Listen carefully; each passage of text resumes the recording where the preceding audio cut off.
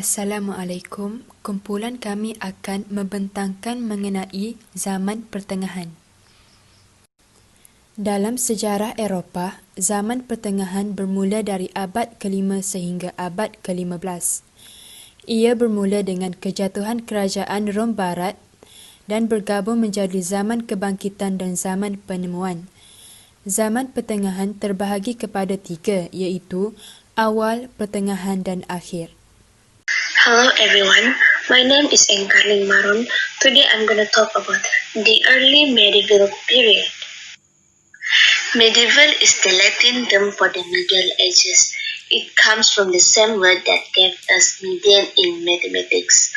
The Middle Ages means the medieval period of European history between the fall of the Roman Empire and the beginning of the Renaissance. It's sometimes referred to the Dark Ages. The period of the Middle Ages is from about the 5th to the 11th centuries. Medieval period is during the centuries in which the Chinese, Indian and Islamic mathematicians had been in the ascendancy. Europe had fallen into the Dark Ages in which science, mathematics and almost all intellectual endeavors stagnated. Scholastic scholars only valued studies in the humanities, such as philosophy and literature, and spent much of their energies quarreling over subtle subjects in metaphysics and theology, such as how many angles can stand on the point of a needle. So today I'm going to present about the medieval European mathematics. Firstly, from the 4th to 12th centuries, European knowledge and study of arithmetic, geometry, astronomy, and music was limited mainly to Boethius' translation of some of the works of ancient Greek masters such as Nicomachus and Euclid.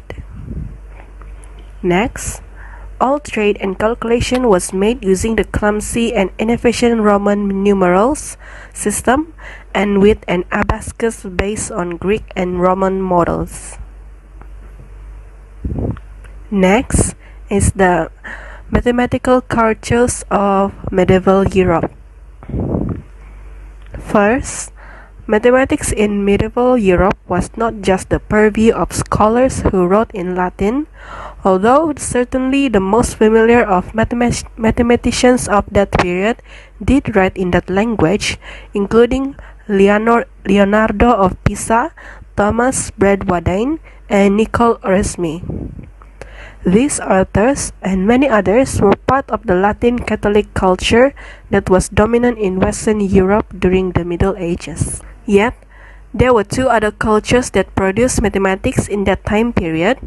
The Hebrew cultures found mostly in Spain, southern France, and parts of Italy, and the Islamic culture that predominated in Spain throughout the 13th century and in a smaller geographic area until its ultimate demise at the end of the 15th century.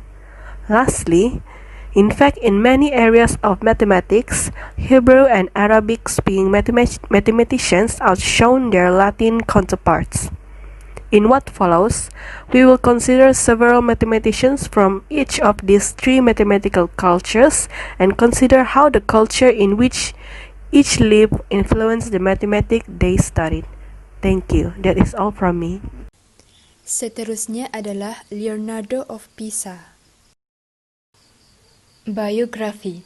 Leonardo of Pisa dikenali juga sebagai Fibonacci, dilahirkan sekitar tahun 1170 di Pisa, Itali. Beliau merupakan seorang ahli matematik Itali yang dianggap sebagai seorang ahli matematik barat yang paling berbakat pada zaman pertengahan atau lebih dikenali sebagai Middle Ages. Beliau dilahirkan dalam kemewahan kerana ayahnya, William, merupakan seorang pedagang yang terkenal. William mengetuai pos perdagangan untuk Pisa di Bugia, Afrika Utara.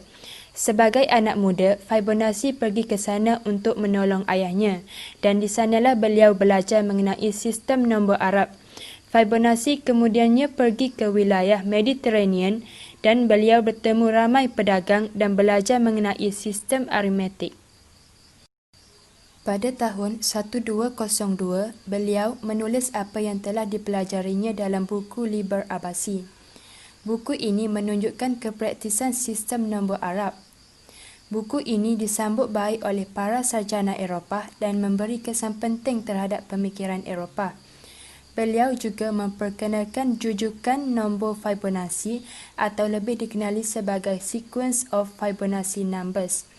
Beliau meninggal dunia antara tahun 1240 hingga 1250 di Pisa, Itali. Jujukan Fibonacci atau Fibonacci Sequence. Fibonacci terkenal dengan pengenalannya terhadap jujukan nombor atau lebih dikenali sebagai Fibonacci Sequence. Beliau memperkenalkan jujukan nombor ini di dalam buku Liber Abasi.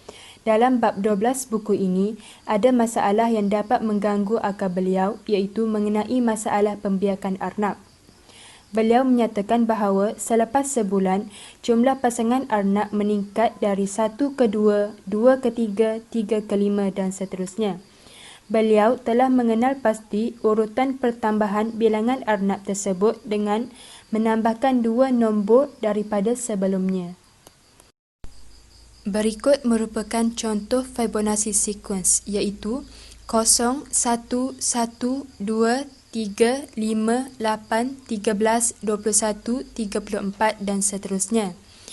Nombor seterusnya yang terhasil adalah dengan menambahkan 2 nombor daripada sebelumnya. Contohnya 2. 2 terhasil dengan menambahkan 2 nombor atau 2 jujukan yang sebelumnya, iaitu 1 tambah 1. 3. 3 terhasil dengan menambahkan 2 nombor yang sebelumnya, iaitu 1 tambah 2. 5. 5 terhasil dengan menambahkan 2 nombor daripada sebelumnya, iaitu 2 tambah 3. Dan begitu juga dengan seterusnya. Fibonacci sequence juga boleh ditulis sebagai rule. Sebagai contohnya, jujukan ke-8 diperolehi dengan menambahkan jujukan ke-7 dan jujukan ke-6. Iaitu X8 sama dengan X7 tambah X6. X7 iaitu 13, X6 iaitu 8. Jadi, jujukan yang ke-8 yang terhasil adalah 21. Jadi, kita boleh tulis formula sebagai Xn sama dengan Xn minus 1 tambah Xn minus 2. The Golden Ratio iaitu nisbah keemasan. Pada tahun 1750, Robert Simpson menyatakan bahawa nisbah setiap istilah dalam Fibonacci sequence dengan istilah sebelumnya mendekati ketepatan yang semakin besar semakin tinggi istilahnya, iaitu nisbah yang menghampirinya adalah 1:1.6180339887. The Golden Ratio sama dengan 1 tambah 5/2 menghampiri nilai 1.6180339887. Selain Golden Ratio, ia juga dikenali sebagai Golden Mean, Golden Section, Divide Proportion dan sebagainya. Dalam bahasa Greek, ia lebih dikenali sebagai phi. Formula bagi Golden Ratio iaitu A per B sama dengan A tambah B per A. Kita pecahkan di bahagian sebelah kanan iaitu A per A tambah B per A. A per B mewakili nilai phi, A per A mewakili nilai 1 dan B per A mewakili 1 per phi. Kita akan dapat phi equal to 1 tambah 1 per phi. Seterusnya, lattice multiplication. Ia juga dikenali sebagai Italian method, Chinese method, Chinese lattice, Gaussian multiplication, shift multiplication, Shabak, diagonally or Venetian square. Ini adalah kaedah pendaraban yang menggunakan kisi untuk mengalihkan 2 nombor pelbagai digit. Secara matematik identik dengan algoritma pendaraban panjang yang lebih biasa digunakan, tetapi proses ini memecahkan proses menjadi beberapa langkah kecil yang menurut beberapa praktisi lebih mudah digunakan. Contoh, 37 darab dengan 56. Lukiskan kotak dan gariskan. Seterusnya 7 darab 5, 3 darab 5, 7 darab 6, 3 darab 6. Kita akan dapat ni. Kemudian kita tambahkan nilai yang kita dapat tadi mengikut baris ni. 2, 5, 4, 8 kita tambah 3, 5, 1, 1. Kita akan dapat 2072. Jadi 37 darab 56 iaitu sama dengan 2072. Next, I will explain about the High Middle Age in Europe. So, what is High Middle Age? The High Middle Age was the period of European history that lasted from around 1000 to 1250 Common Era. The High Middle Age were preceded by the Early Middle Age and were followed by the Late Middle Age, which ended around 1500 Common Era. It produced many different forms of intellectual, spiritual, and artistic works. The age also saw the rise of ethnocentrism, which evolved later into modern civic nationalism in most of Europe, the ascent of the Greek Italian city-states, and the rise and fall of the Islamic civilization. The rediscovery of Aristotle's works, initially indirectly through Jewish philosophy and the Middle Age of Islam. This led the thinkers at that time to develop scholasticism, a combination of Judeo-Islamic and Catholic ideology with ancient philosophy. Constantinople remained Europe's most populous city, and Byzantine art reached a peak in the 12th century. In architecture, many of the most notable Gothic cathedrals were built or completed around this period. Next, what happened during the High Middle Age in Europe? Around 718, the Carolingian Renaissance stimulated scientific and philosophical activity in Northern Europe, and the first universities started operating in Bologna, Paris, Oxford, Salamanca, Cambridge, and Modena.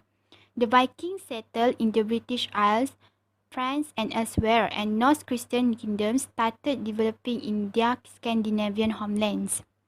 Next, the Magyars ceased their expansion in the 10th century, and by the year 1000, a Christian kingdom of Hungary had become a recognized state in Central Europe that was forming alliance with regional powers.